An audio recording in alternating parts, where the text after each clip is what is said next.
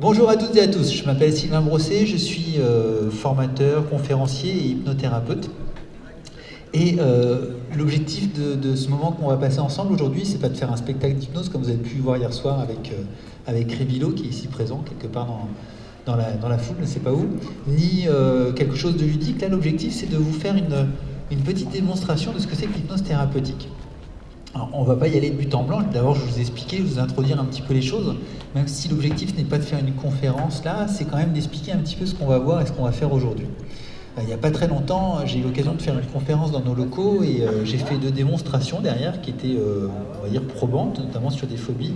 Et une personne nous a écrit derrière en disant ouais, la conférence, j'ai trouvé ça génial, mais la démonstration, j'ai trouvé que ça décrédibilisait complètement tout ce que vous avez dit.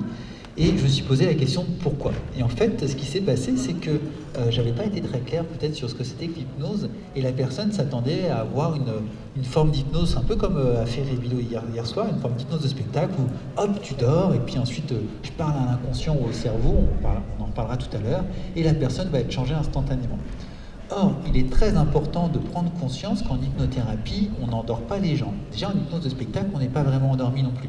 Il y a quelques personnes qui sont dans l'assemblée qui étaient sur scène hier et qui peuvent témoigner, qui ne sont pas vraiment endormis. Mais en hypnose thérapeutique, c'est encore plus flagrant. Pour quelle raison? C'est que l'hypnothérapeute, c'est pas lui qui va changer les gens. C'est-à-dire que je ne suis pas un magicien et j'endors pas les gens, je leur ouvre pas le crâne pour changer ce qui va pas dans le crâne. Je ne suis quelque part qu'un accompagnateur. Et la métaphore que j'aime utiliser par rapport à ça, c'est que je fonctionne comme un GPS. C'est-à-dire que je vais indiquer le chemin à la personne pour qu'elle puisse changer les choses dans sa tête pour qu'elle puisse aller mieux. Et en aucun cas, c'est moi qui fais le changement. Or, comment vous voulez changer des choses sur vous-même si vous êtes inconscient, si vous êtes endormi? Donc on reste complètement conscient en hypnose thérapeutique. Et c'est pas parce qu'on va parler avec l'inconscient qu'on est inconscient. C'est-à-dire que là, inconsciemment, vous faites plein de choses. Vous respirez, vous clignez des yeux, vous allez bouger vos doigts, vos jambes, etc. Et vous le faites sans y penser. Donc vous le faites inconsciemment. Mais c'est pas parce que vous faites quelque chose d'inconsciemment que vous êtes inconscient.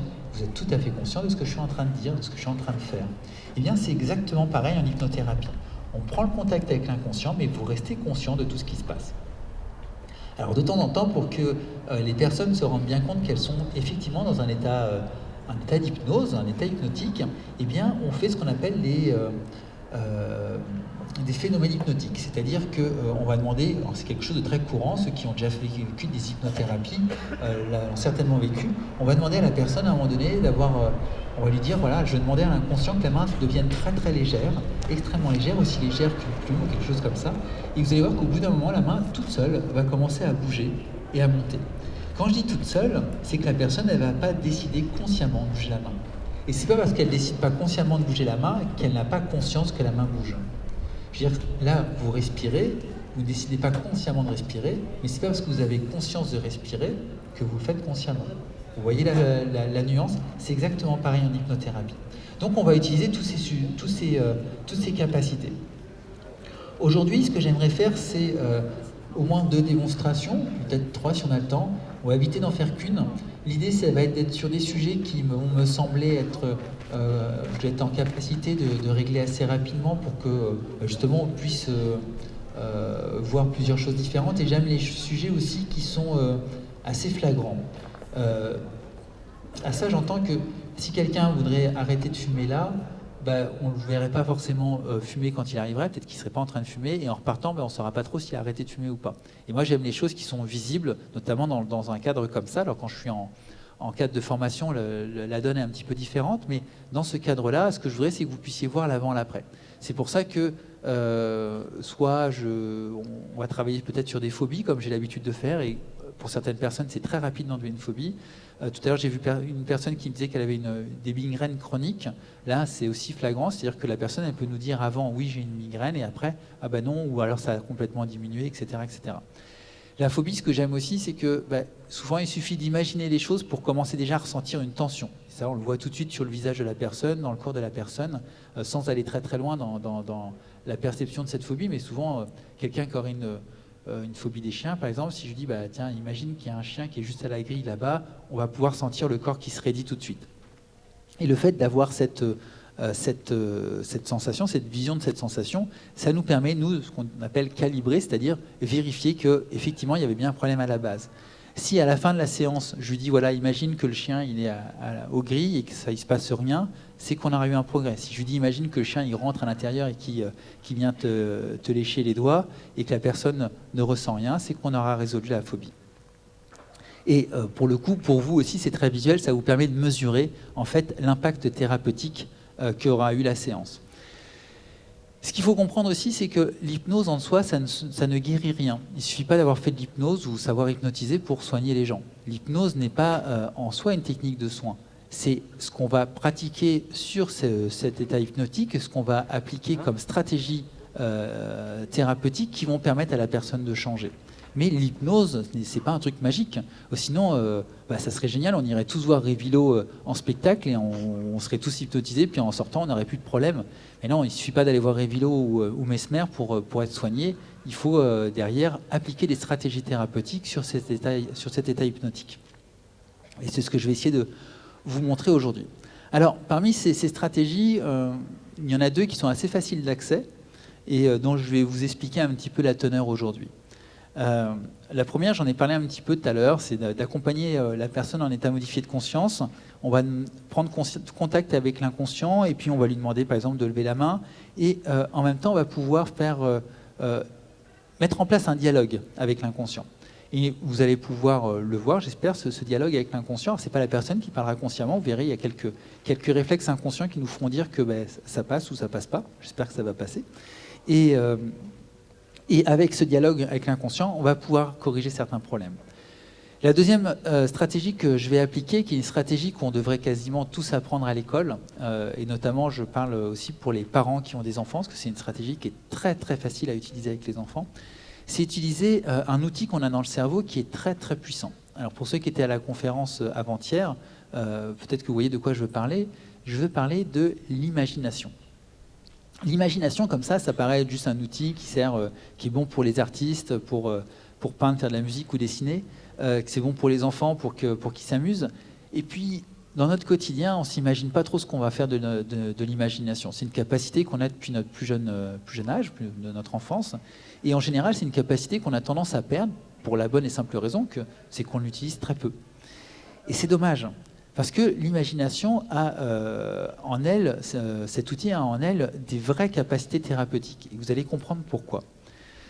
Aujourd'hui, quand on a quelque chose qui nous envahit, quand je dis quelque chose, c'est une émotion, une angoisse, un stress, un comportement qui ne nous convient pas, eh bien, quand on va vouloir essayer de faire face à ce comportement, à cette émotion, on va utiliser le plus souvent notre raison.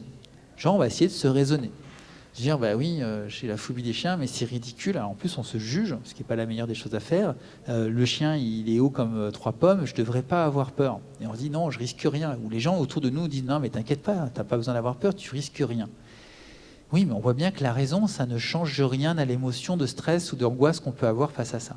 C'est un très, très mauvais outil, en fait, pour gérer nos émotions, nos comportements. Si un jour vous êtes très en colère, il ne suffit pas que je vienne vous voir en vous expliquant pourquoi ça ne sert à rien d'être en colère, pourquoi c'est inutile, pourquoi ça... d'essayer de vous raisonner, ça ne changera rien à votre colère. À la limite, ça va peut-être vous énerver encore un peu plus que j'essaye de vous raisonner. Et dites-vous bien que tous les gens qui viennent nous voir pour des troubles du comportement par rapport au tabac, par exemple, ils savent très bien que fumer, c'est mauvais pour la santé. Et raisonnablement, ils savent que c'est mauvais. Ils savent aussi que c'est mauvais pour leur portefeuille. Ils le savent et pourtant, ils n'arrivent pas à changer. Les gens qui disent, bah voilà, tous les soirs, quand je rentre à la maison, je me précipite sur mon frigo et je dévalise la moitié de mon frigo, ils savent très bien que ça ne sert à rien, que c'est un comportement qu'ils ne veulent pas. Et d'ailleurs, c'est pour ça qu'ils viennent nous voir, c'est parce qu'ils ne veulent plus de ce comportement. Et néanmoins, la raison ne permet pas d'enlever ça. Alors pourquoi est-ce que l'émotion serait quelque chose de plus utile ? Pourquoi l'imagination serait quelque chose de plus utile et de plus efficace pour ça ? Eh bien, on a tous fait, au quotidien, on a tous eu l'occasion, en fait, de pouvoir, grâce à notre imagination, commencer à bouger certaines choses de nos émotions. Et l'exemple que je donne le plus fréquemment, c'est l'exemple du film Titanic. Alors, même si tout le monde ne l'a pas vu, on sait de quoi ça parle. Vous savez, ce fameux bateau qui coule dans l'océan. Et dans ce film Titanic, on a un acteur célèbre qui s'appelle Leonardo DiCaprio qui coule à la fin. Alors, pour ceux qui n'avaient pas vu le film, je suis désolé de vous spoiler la fin du film, mais ce n'était pas une grande surprise non plus. Et la plupart du temps, quand vous regardez ce film, à la fin, vous êtes triste, vous avez peut-être même envie de pleurer. Et pourtant, vous savez très bien que DiCaprio, vous allez le revoir dans plein d'autres films. Vous savez qu'il est dans une piscine avec des écrans verts pour nous faire croire qu'il est dans l'Atlantique. Vous savez que tout est faux. Et pourtant, ça génère chez vous cette tristesse. Et c'est pareil pour un tas d'autres films. Par exemple, prenez les films d'horreur. Prenez un film d'horreur ou un film à suspense, sans forcément prendre un film d'horreur. Ces films à suspense, même si vous savez exactement ce qui va se passer, parce que vous avez compris, généralement c'est des grosses ficelles, genre on a une caméra subjective sur une porte un peu sombre avec une musique qui est un peu lente et qui est un petit peu stressante, et on sait très bien que derrière la porte il y a le tueur ou le monstre ou ce que vous voulez. Et pourtant, quand la personne elle va ouvrir la porte, eh bien on va sursauter et on va avoir peur. Et donc ce qui est très fort là-dedans, c'est que le réalisateur, son objectif, c'est de vous faire ressentir des émotions. Alors, c'est vrai pour la télévision, mais c'est dans les films en général, mais c'est aussi vrai pour les livres. Il y a plein de gens qui ont été transportés par un livre. Et là, on se rend encore plus compte de l'imagination. C'est que quand on lit ce livre, on se fait l'histoire dans notre tête. On a l'image dans notre tête. Combien de gens ont eu l'occasion de dire « Ah, j'ai lu Harry Potter, j'ai adoré, mais quand j'ai vu le film, je ne le reconnaissais pas. » Parce que dans votre tête, il n'avait pas la même tête que dans le film. Et c'est vrai pour plein de livres que vous avez pu lire et qui ont été mis en image, en film derrière. Donc, on voit à quel point même des médias, comme le livre, peuvent transmettre des émotions. Et puis, tout à l'heure, Elisa, qui nous anime la journée aujourd'hui, et qui est peintre aussi, je vous encourage à aller voir ses peintures au Campo Santo dans pas très longtemps. J'espère qu'Elisa, tu pourras dire où et quand. Voilà, c'est elle qui lève la main là-bas. Elle va faire une exposition avec plein d'autres artistes géniaux au Campo Santo d'ici peu de temps. Eh bien, la peinture peut transmettre aussi des émotions. Et donc, quasiment tous les arts peuvent transmettre des émotions. Et donc, on pourrait imaginer que potentiellement, tous les arts peuvent être soit hypnotiques, soit avoir une portée thérapeutique si on sait les utiliser comme on veut. Donc, vous avez compris à quel point l'imagination peut être puissante par rapport à ça. Et notamment, tout à l'heure, je vous parlais des enfants. Je ne sais pas si vous avez déjà vu des enfants qui jouent ensemble. Il y en a un qui fait semblant d'être en colère. Pour peu qu'il fasse un peu trop longtemps semblant d'être en colère, il finit par être vraiment en colère. S'il fait un peu trop semblant d'être triste, il finit par être vraiment triste. Parce que notre imagination a un impact sur nos émotions que surtout les enfants ont plus de mal à maîtriser. Alors, moi, une de mes spécialités en hypnothérapie, c'est justement les enfants. J'adore, et je crois qu'il y en a certains qui sont ici, que j'ai déjà eu l'occasion de voir. J'adore travailler avec eux parce que justement, ils ont cette facilité de pouvoir changer les choses dans leur tête presque instantanément pour peu qu'on les y invite. Et puis là, je vous ai parlé de l'imagination qui pouvait changer les émotions, mais dites-vous bien que, si je reprends l'exemple de la télévision, l'objectif de la télévision, ce n'est pas juste de vous transmettre des émotions. L'objectif de la télévision, c'est de transmettre chez vous un comportement d'achat pour qu'au moment où la coupure pub arrive, vous ayez envie d'acheter ce qui se passe. Et dites-vous bien que ça fonctionne, parce que sinon, ça fait très très longtemps que les entreprises arrêteraient d'investir des millions d'euros dans quelques secondes de spots publicitaires. Donc, si ça ne fonctionne pas forcément à un niveau individuel, à un instant T, au niveau de la masse, c'est juste énorme. Alors, ce que je vous propose, c'est qu'on fasse quelques expériences entre nous sur des choses très simples.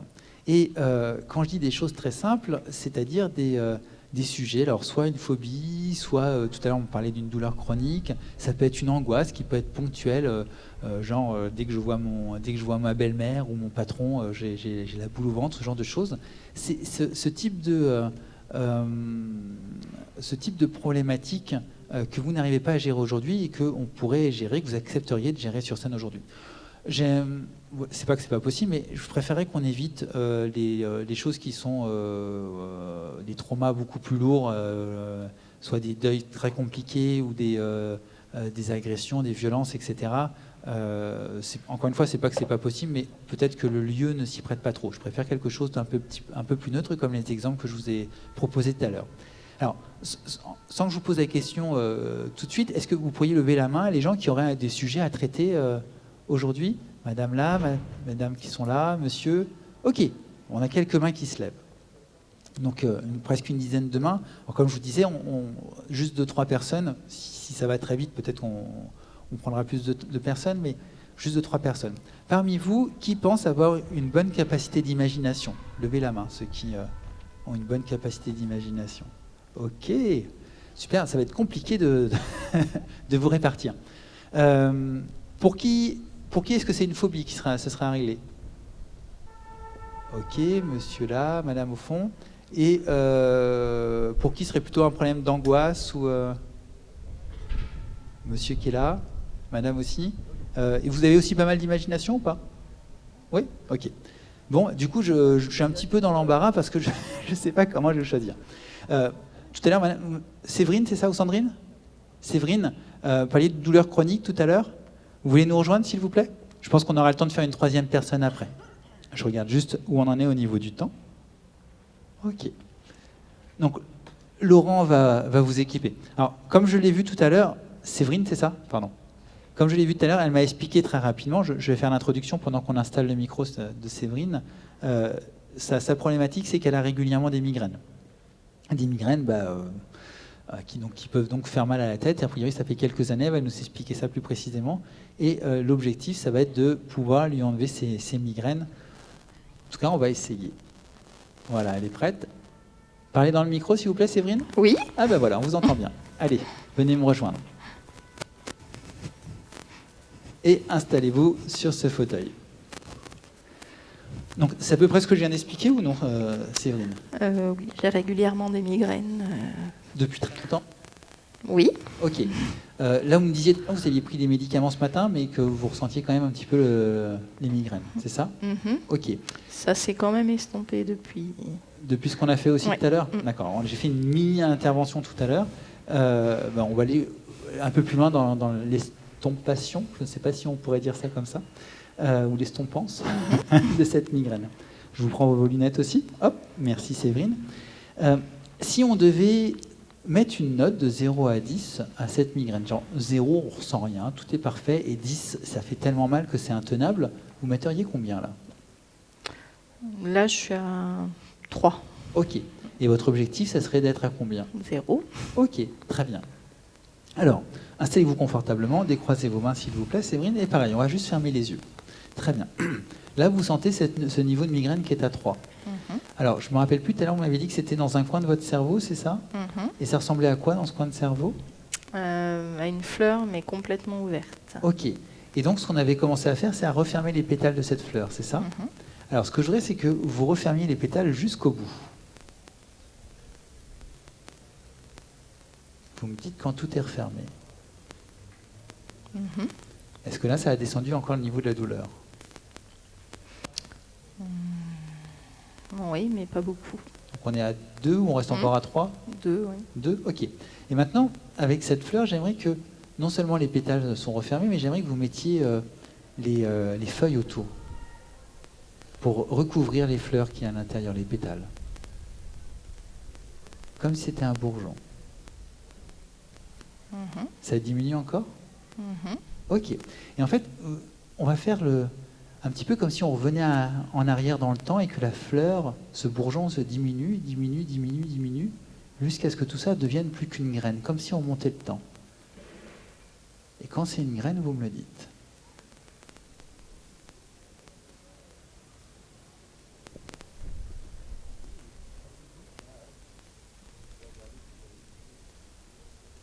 Oui.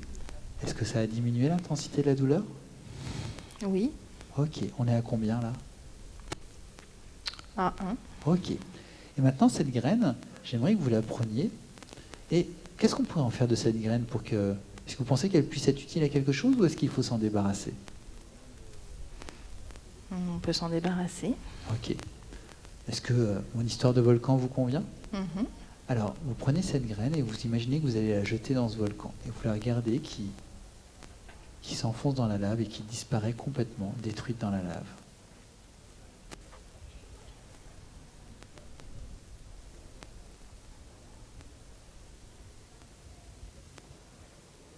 Oui. Ok. Comment vous allez dans votre tête, là? Ça va. Bien? Oui. Vous êtes à combien?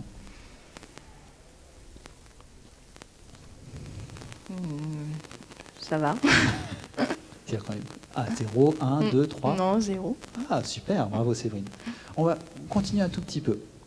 Est-ce que vous pouvez retrouver un moment où vous vous sentez vraiment, vraiment très bien dans votre tête? Il y a quelque chose où vous êtes joyeuse, rayonnante? Ok. Et j'aimerais que vous me dites ce qu'il y a à cet endroit-là de la tête. Est-ce que vous y voyez quelque chose de particulier? Non. Ok. À la place de cette fleur, qu'est-ce que vous auriez envie de mettre, vu que maintenant on a une place vide? Est-ce que vous voulez y mettre un petit morceau de soleil, un petit morceau d'étoile ou autre chose? Non. C'est bien comme ça? Mhm. Ok. Vous nettoyez tout bien à cet endroit-là pour qu'il n'y ait plus aucune trace, comme si cette fleur n'avait jamais existé.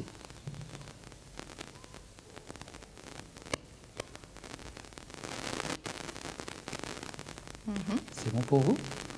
Vous êtes toujours à zéro? Oui. Le problème est réglé? Oui. Vous pouvez ouvrir les yeux. Merci Séverine, on peut l'applaudir bien fort aussi. Merci à vous.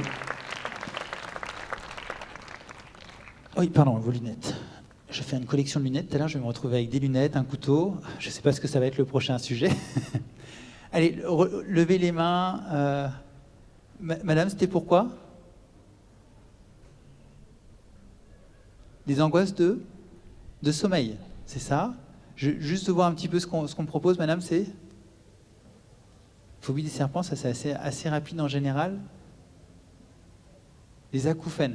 Les acouphènes, alors on peut faire plein de choses avec les acouphènes, je vous expliquerai tout à l'heure un petit peu comment ça... Les acouphènes, vous savez, c'est les gens qui entendent des sifflements dans les oreilles. Il y a plusieurs techniques par rapport à ça. Vous avez beaucoup d'imagination aussi ou pas, madame? D'accord. En général, on fait en séance, sur 3-4 séances d'acouphènes avec l'apprentissage de l'auto-hypnose pour pouvoir réguler ça. Mais il y a des gens avec qui on arrive aussi à régler ça très rapidement. Il y avait d'autres personnes derrière aussi? Monsieur? Un tout petit peu plus fort. Peur des araignées? Ok, on est du même type de peur. On se met une tentative acouphène, d'accord? Ça vous va? Et puis, mais pareil, on va pas prendre plus de 3-4 minutes. Si je vois qu'on peut faire quelque chose en 3-4 minutes, très bien. Sinon, je pense que ça demanderait une véritable séance. D'accord? Madame, si vous voulez bien me rejoindre. Et vous passez par Laurent qui va vous donner un micro. Voilà. Une des stratégies qu'on peut faire avec les acouphènes, et c'est pour ça que je vous montrer à quel point ça peut fonctionner, c'est que c'est un bruit qui est vraiment dérangeant dans la tête et qui est lancinant, qui se répète, etc.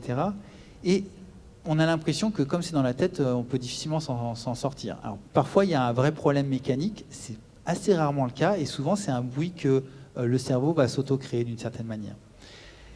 Soit on arrive à enlever le bruit que le cerveau va se créer, c'est une bonne stratégie, ou sinon, il y a un autre moyen de faire, c'est que, de la même manière que certaines personnes peuvent habiter à côté d'une voie ferrée et être complètement... être en capacité à complètement oublier le bruit du train qui passe régulièrement, eh bien, on peut faire exactement pareil avec le cerveau, on lui demander d'oublier complètement cet acouphène. Bonjour. Bonjour. Votre prénom? Odile. Odile, je vous en prie, Odile. On s'est déjà vu, Odile, quelque part ou non? Oui, j'étais venue à une conférence quand c'était à la source. D'accord, ok. C'est pour ça que votre visage me dit quelque chose. Ouais. Donc, Odile, ça fait longtemps que vous avez ces acouphènes? Oui, en fin de compte, c'était quand j'étais petite, j'ai eu des parasynthèses répétées, comme j'avais beaucoup de tites. D'accord. Et c'est à cause de ça, petit à petit, j'ai eu des acouphènes, mais vraiment chroniques. Hein. Ok. Et là, pendant que je vous parle, vous entendez l'acouphène? Ah oui, okay. Constamment. Constamment.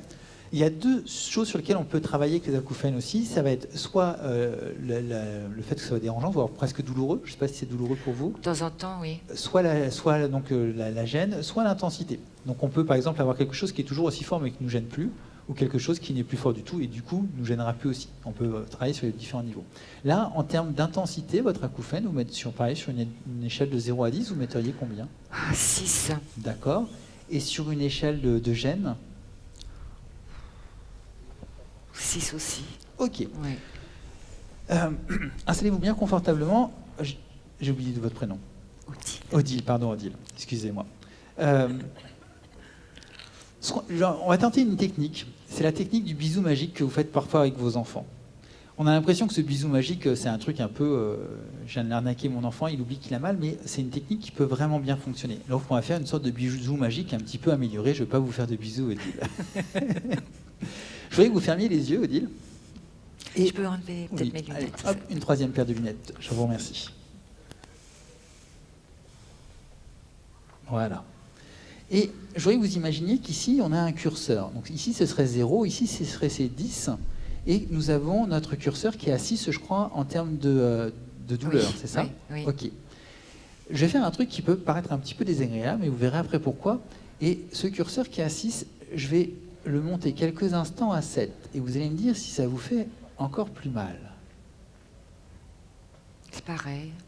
Ok. Peut-être que j'ai mal pris. Vous imaginez bien ce curseur-là?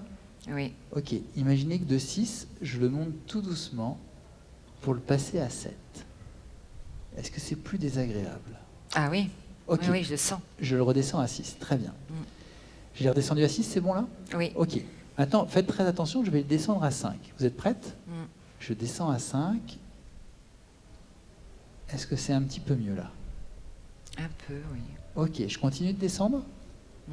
Ok, de 5, je descends tout doucement le curseur pour être à 4. Quand on est à 4, vous me le dites. À peu près, là. Ok, super. Je continue de descendre? Mm. De 4, vous me dites quand je suis arrivé à 3. Stop. C'est mieux? Oui. Je continue? Mm.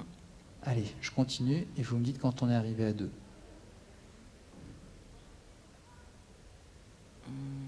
Encore un peu. Oui. Là, c'est bon. Ok, comment vous sentez là?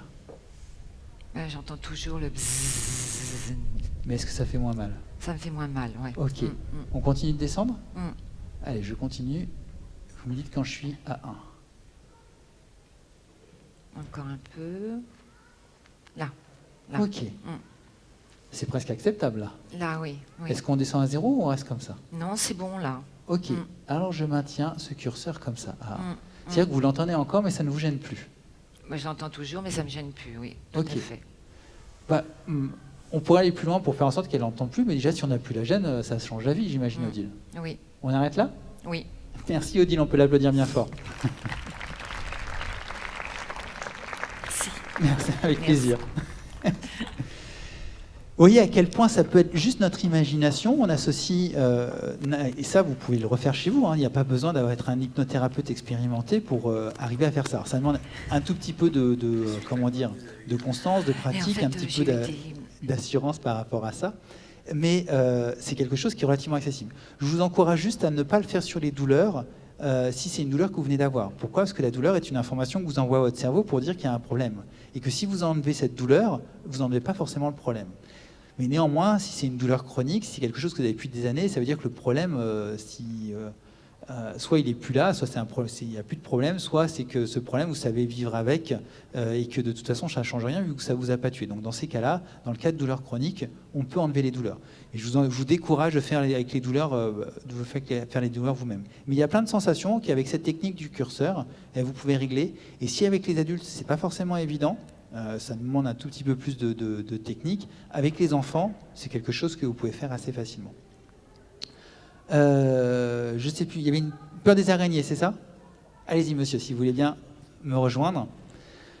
Alors, peur des araignées, on parle de peur, on parle bien de phobie. Hein. C'est-à-dire que quand vous voyez une araignée, vous perdez le contrôle de ce que vous faites. Ok, ça me va bien.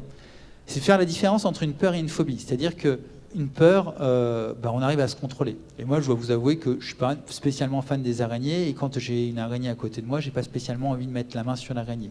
La phobie, c'est être en incapacité de pouvoir réagir. Une des premières phobies que j'ai réglées comme ça, c'est quelqu'un qui est venu me voir parce qu'elle venait d'être maman et elle avait peur des abeilles, d'une phobie des abeilles, pardon. Et le problème de la phobie des abeilles, c'est qu'au quotidien, comme toute phobie d'ailleurs, on s'en protège, on court, on s'en va, etc. Sauf qu'elle venait d'être maman et que un jour, elle faisait un pique-nique et elle s'est précipitée loin de son bébé en laissant son bébé sur place. Et vous imaginez la culpabilité que cette personne a pu avoir derrière. Et bien sûr qu'elle était en capacité de raisonner le reste du temps, sauf qu'à un moment donné, la phobie prend le pas complètement sur votre cerveau et vous ne contrôlez plus ce que vous faites. Et c'est dans ce cas-là qu'on parle de phobie, et c'est ce genre de choses qu'on va réduire émotionnellement pour que derrière, même s'il y a encore un peu de peur, il n'y ait plus de phobie. Ok? Votre prénom? Alan. Alan, je vous en prie, installez-vous. Merci. Ça fait longtemps que vous avez peur des araignées comme ça? Depuis tout petit. Depuis tout petit. Qu'est-ce que ça vous fait quand vous voyez une araignée? Je suis paniqué, je perds contrôle, je rentre en transe. Ok. Je suis pas bien, quoi. Ok. Alan, hein, ça. Ouais. Fermez les yeux, Alan, s'il vous plaît. Et si là, je vous dis que devant l'estrade, il y a une araignée, qu'est-ce que ça vous fait? Rien. Ok. Si je vous dis qu'elle est montée sur l'estrade? Non, rien. Si je vous dis qu'elle commence à s'approcher de votre chaussure, vous la voyez l'araignée qui se rapproche de votre chaussure là? Non, Vous arrivez à l'imaginer ou pas du tout? j'imagine pas, non. Ah oui, d'accord, forcément. Et est-ce que vous seriez capable de l'imaginer? L'idée, c'est de pouvoir reproduire et de faire une comparaison avant-après, de pouvoir voir si vous ressentez quelque chose. Oui, je l'imagine. Et en l'imaginant qu'il s'approche de votre chaussure, ça vous fait quoi?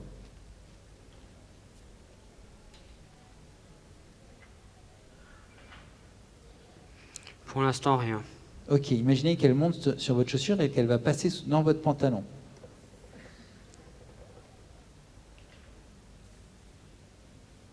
Ça vous fait rien non plus?